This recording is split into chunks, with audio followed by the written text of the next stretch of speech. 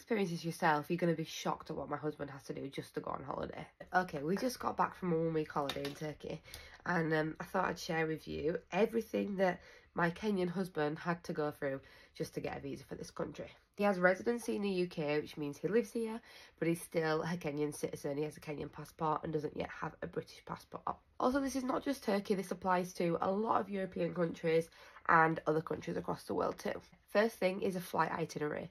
So you have to book the flights before you even get the visa, including a return flight home. You can't book a one-way flight because they don't want you running off anywhere. But yes, we have lost money on flights before because we've booked a flight somewhere and he hasn't got a visa. The next thing, this is crazy, 6 months worth of bank statements. Your past 6 month spends, they want to see it all. You need to show basically that you can afford to go to that country, which means you also need to have £200 spending money per day. Now, this isn't unrealistic, is it? And like, let's be honest, you could easily spend this kind of money on holiday depending on what you're doing. But you have to have that money. So even if you're going as like a budget backpacker, you're not going to spend £200 a day. But you have to show that you have the funds to be able to do that.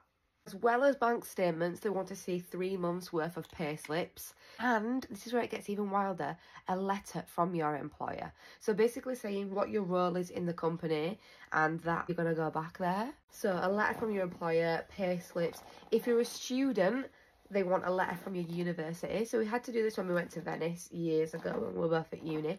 We had to get a letter from uni to say like he was studying there and that he's going to come back to study because he needs to complete his studies. Schengen are worried that you're just going to run off to Europe somewhere. Despite having a mortgage, all of your family here, your job, everything that you know, you have to prove essentially that you're not going to run away to these countries.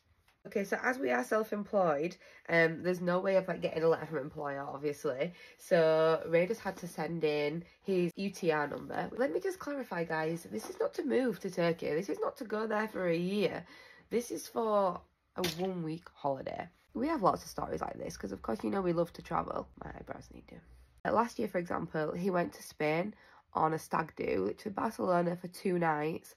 And he had to do basically all of that as well. Oh, and I forgot. How could I forget? 2 trips to London. So we live in Leeds. London is a 4.5-hour journey. He had to do 2 trips to London. One to the visa office to go and hand in all of these documents. And a second one when the passport were ready to collect with the visa in. So how much is that in train tickets? 2 days not working because you're travelling to London. I think people like me, you know, other British people or people with maybe like American and Australian, Singapore passports pretty strong. You can just basically get on a plane and go anywhere. We don't realise how lucky we are. I mean, to go to a lot of European countries where he has to give his fingerprints, like actual biometric information, just to go on holiday. Of course, he's not running off anywhere.